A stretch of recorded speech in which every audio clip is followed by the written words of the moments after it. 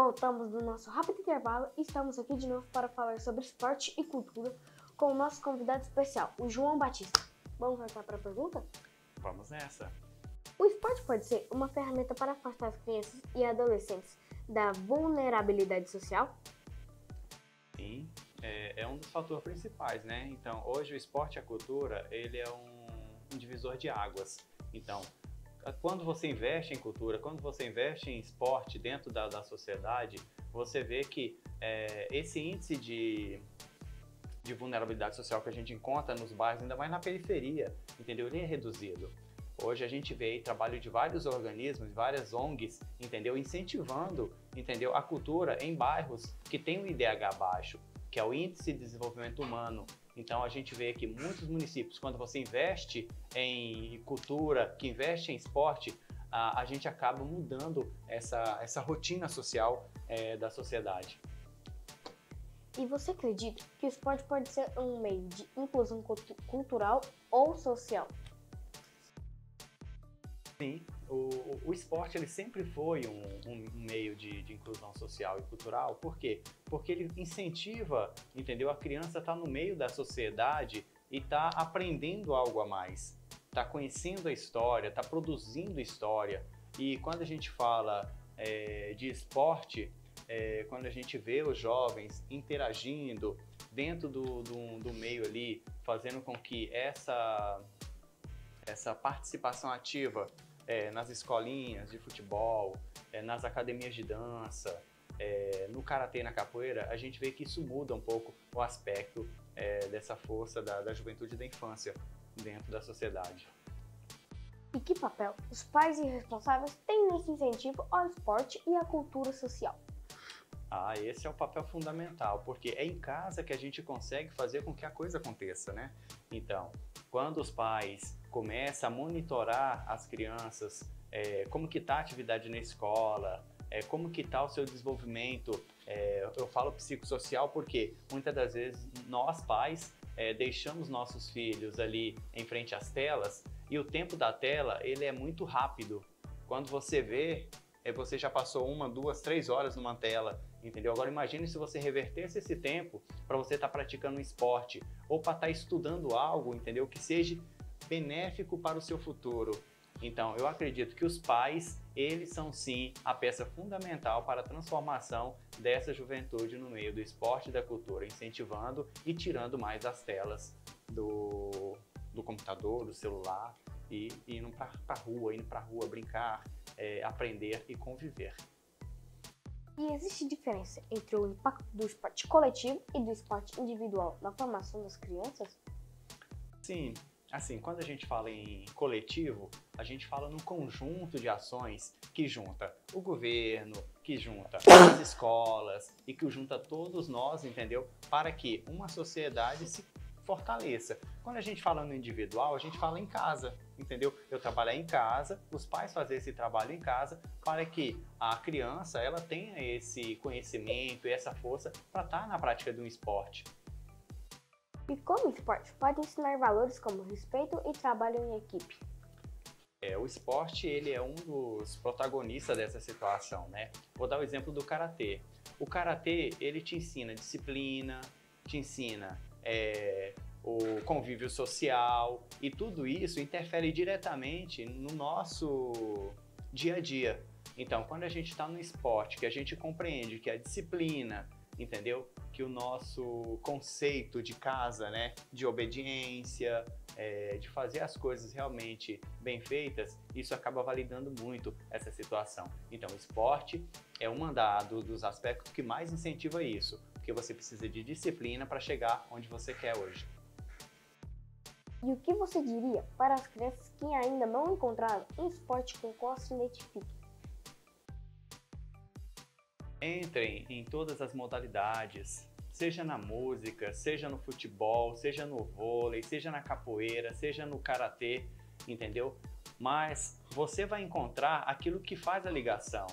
Por mais que os pais queiram, meu filho vai ser jogador de futebol, mas o meu filho não quer ser um jogador de futebol, a gente tem que incentivá-lo para aquela atividade que ele quer realmente ir, para que seja um adulto que vai crescer e vai se fortalecer dentro daquela modalidade. E para os adolescentes, como o esporte pode ajudá-los nessa fase de tantas mudanças? E quantas mudanças, né? Então, hoje o adolescente é um dos que a gente vê que tem mais mudanças aí na questão sentimental, na questão da saúde mental. Então, o esporte ele pode ser um mecanismo que vai mudar muito a realidade da juventude. Porque a partir do momento que a gente começa a ter um grande número de adolescentes com depressão, com ansiedade, e a gente começa a colocá-los a praticar um tipo de esporte, a praticar um tipo de cultura, a gente vê que essas mudanças acontecem gradativamente, mas a diferença será vista em casa. Cada pai vai começar a enxergar, entendeu, todas essas mudanças ali, mas a partir dessas práticas. E como a cultura pode transformar a vida de crianças e adolescentes? Então, a partir do momento que eles se inserem dentro do contexto cultural e esportivo, a vida já começa a ser transformada. Porque eu começo a compreender, entendeu, a minha relação com o outro ser, com o meu amigo, com o meu parceiro ali de jogo, entendeu? Então tudo isso já começa a ter essa mudança repentina na vida do adolescente e da criança. E quais projetos culturais em Aparecida de Goiânia têm mostrado resultados positivos nesse sentido? Há alguns resultados aí, falei, né, da questão das quadrilhas juninas, né, que mostra resultados positivos, entendeu, na vida das pessoas, tem transformado vidas. E tem outra também, igual, eu vou citar aqui, né, um grupo de bailarinas que hoje representa não só Aparecida, mas o estado de Goiás em outros lugares do mundo, entendeu? E esse incentivo faz com que as pessoas compreendam a verdadeira realidade que causa o impacto da cultura e do esporte. Então, são mecanismos estes, entendeu, que fortalecem muito. Hoje a gente tem ali duas Praça Celso Vera Cruz e Praça Celso Flamboyant. Cada uma delas acolhe pessoas no incentivo do esporte, da cultura, onde eles aprendem ao teatro. Temos um ponto de cultura que é de bolso, que é o Cidade Livre, que forma crianças de 5 até 16 anos, entendeu? E hoje a gente vê várias crianças dessas em espetáculos grandes. Então, são essas histórias que a gente precisa colocar em prática, entendeu? Para que a gente veja a importância que tem essa participação aí diretamente de Aparecida de Goiânia para incentivar o esporte e a cultura. Você tem algum exemplo de história inspiradora de jovens que mudaram a vida por meio de cultura e do esporte? Sim, muitos jovens que já estavam no meio das drogas e por interferência da cultura, por interferência do esporte, acabou, entendeu, se relacionando melhor e hoje são formadores de opiniões, foram para a faculdade, entendeu? E hoje tem, assim, um convívio bem mais bacana por conta disso. A cultura e o esporte, ele transforma as pessoas. Ele faz com que a gente consiga compreender o elo entre o mundo paralelo, que é o que eu falei do mundo digital, e o mundo real, que é quando você está interagindo com as pessoas, você está conversando, dialogando. Imagina você, está ali na sua sala de aula e de repente o seu amigo começa a falar com você pelo celular, que ele está do seu lado, entendeu? Não é a mesma coisa de você estar ali falando com ele pessoalmente, olhando no olho, entendeu? Sentindo o que ele está sentindo, entendeu? Isso é mais importante. O convívio com a pessoa, a fala e o diálogo. Então isso é importante. Então a transformação que a gente viu como experiência, os jovens que participaram do meu grupo, e isso eu levo de referência, não só na quadrilha, mas também em todos os outros aspectos culturais e esportivos. E de que forma a cultura ajuda a fortalecer o sentimento de pertencimento nas comunidades? Então, vou citar exemplo ali da nossa região do Quilombo. A gente tem muitas crianças que, ao pertencer a uma comunidade específica, elas compreendem ali que quando a comunidade trabalha em coletivo, ela consegue vivenciar, né, tantas histórias. Então, quando a gente fala de reconhecimento, a gente fala disso. Quando você reconhece que os seus avós, entendeu, que construiu tudo aquilo que hoje você é, entendeu? O seu jeito de ser, o que você gosta de comer, como você faz a sua comida, entendeu? Então, tudo isso a gente vai levando de referência. Então, isso é um aspecto, entendeu, que a gente enxerga, entendeu, dentro da juventude, nessa questão de manifestação. E como unir a arte e a música, a dança e o esporte em projetos que atraiam mais jovens? Isso A gente vê aí em vários aspectos, né? Hoje a juventude gosta de uma música mais classificada como automotiva e tudo mais. Então a gente precisa unir o clássico, que é aquelas músicas mais antigas, com a música de hoje, que é aquelas eletrônicas, entendeu? Para que a juventude comece a interagir, não deixando o saber ancestral e também não ficando de fora do que é a realidade de hoje, né? Que são as músicas. Claro que a gente precisa também monitorar o que a gente está ouvindo, porque tudo que a gente ouve é o que a nossa mente começa a trabalhar. Então a gente precisa, né, criançada, enxergar e olhar mais e ouvir mais, entendeu? Aquilo que nos agrega valores. E o que falta para que o poder do público e a sociedade enxerguem a cultura como ferramenta essencial de transformação? Então, o poder público ele tem um papel de fortalecer, de entregar para a sociedade aquilo que a gente necessita, entendeu? O governo tem esse papel, entendeu? De colocar nas mãos da sociedade aquilo que a gente necessita, ou seja, criar mais espaço de convivência, criar mais espaços culturais, colocar mais incentivo para aqueles projetos, entendeu? Que se fortaleça diante da comunidade. E esse é o papel do governo, do poder público, entendeu? De colocar os mecanismos nas pontas para que nós, sociedade, possamos participar de cada ponto desse daí, entendeu? De forma coletiva, de forma que ninguém fique de fora participando de tudo. E como a escola pode se tornar um espaço mais ativo na promoção da cultura e do esporte? Então, a escola ela já é um ponto ativo, né, disso tudo, até na questão da interclasse. A gente vê muitas escolas de Aparecida, entendeu, fazendo esses incentivos, entendeu, de quadra, entendeu, de esporte, colocando as atividades sempre em evidência. Então, eu acho que a escola hoje, como eu falei lá no início, é o ponto X. É o que vai fazer com que as crianças compreendam, entendeu, e interajam com esse mecanismo ali internamente, entendeu, que é o esporte, que é as brincadeiras e a convivência. Você acredita que eventos culturais e esportivos locais fortalecem o senso de comunidade? Sim, com certeza, sempre.